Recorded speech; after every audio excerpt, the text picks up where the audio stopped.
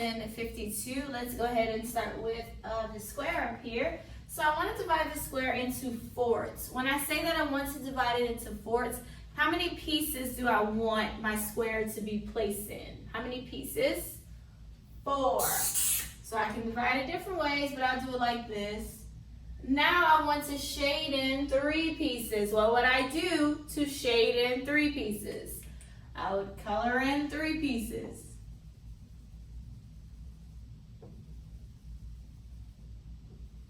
And so what will my fraction be? Remember, your fraction is, your top number is how much is shaded in. 3 out of, how many you have total? 4. So 3/4 is shaded in. All right, so we'll continue that page from yesterday when we were counting dimes and pennies. This is what the page looks like. If you remember, it was lesson worksheet 51. We had did A and B yesterday. Today we will do C and D, continuing to practice with counting dimes, nickels, and pennies.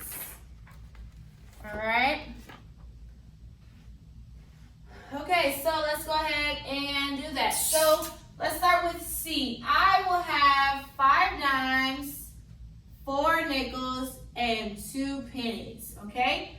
5 dimes, 4 nickels, 2 pennies. So let's go ahead and draw it out. So 1, 2, 3, 4, 5. So that's my 5 dimes. Make sure you put the 10 inside of it to show that it's 10 cents. You count by 10s.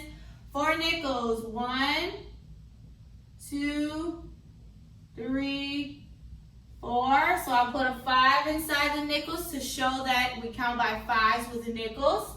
And then 2 pennies. 1, 2, and I put a 1 inside each of the pennies to show that I count by 1s.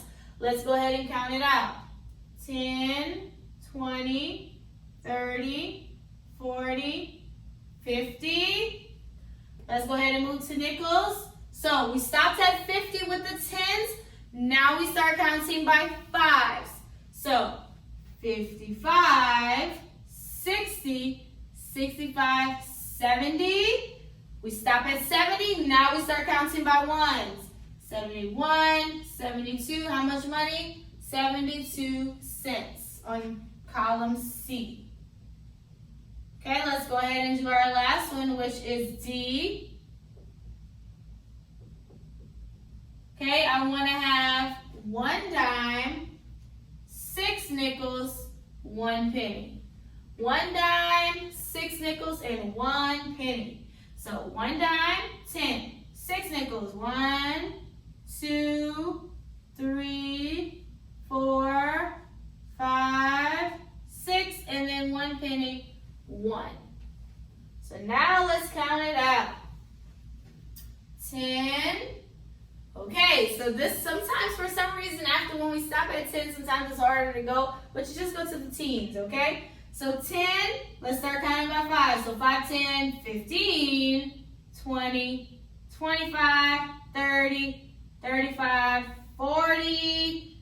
Stop at 40, let's go to ones. 41, how much? 41 cents. Okay, so that's how we count dimes, nickels, and pennies. So you will see this in your book. You will practice. Like I told you on yesterday, make sure you pay attention to the coins. The size, you will see the different sizes. If it's facing the back, all you have to do is just look for that 1 dime, 5 cents, 1 penny, whatever. It will tell you how much the coin is worth. So just make sure you take your time and just pay attention to your coins, okay? So, and it will always be dimes first, then nickels, then pennies. Always. It will always be like that in your book. It's never like mixed up, okay?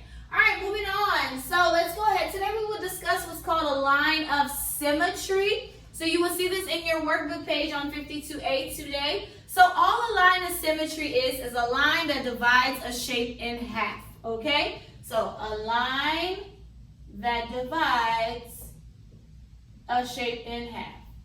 So if you want to divide a shape in half, all you do is put a line of symmetry. Now we know when we say half, we mean 2 pieces. Now what's important is whenever you divide a line of symmetry, that you divide it in half equally, okay? You don't want to divide it in half and then you have one side that's like this big and the other side that's like that big. No, when you divide in half, you are dividing it equally on both sides. So this is what my line of symmetry would look like. I divide it in half. It's equal on both sides, okay? A line of symmetry is just a line down the middle. It splits it, okay? Next, I have a circle, same thing.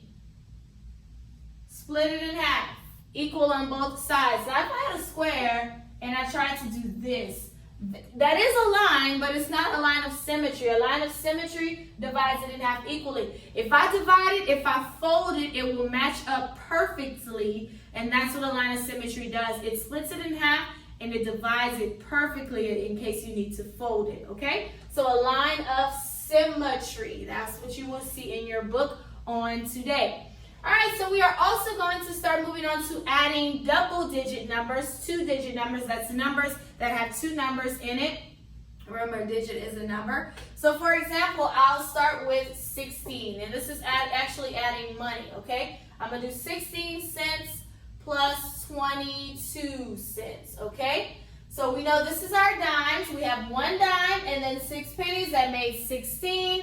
And then with 22, I had 2 dimes, 10, 20. 2 pennies, 21, 22. So this is what it will look like in your book. And tomorrow we will actually do a workbook page where we'll practice a whole bunch of them, okay? So 16 cents plus 22 cents.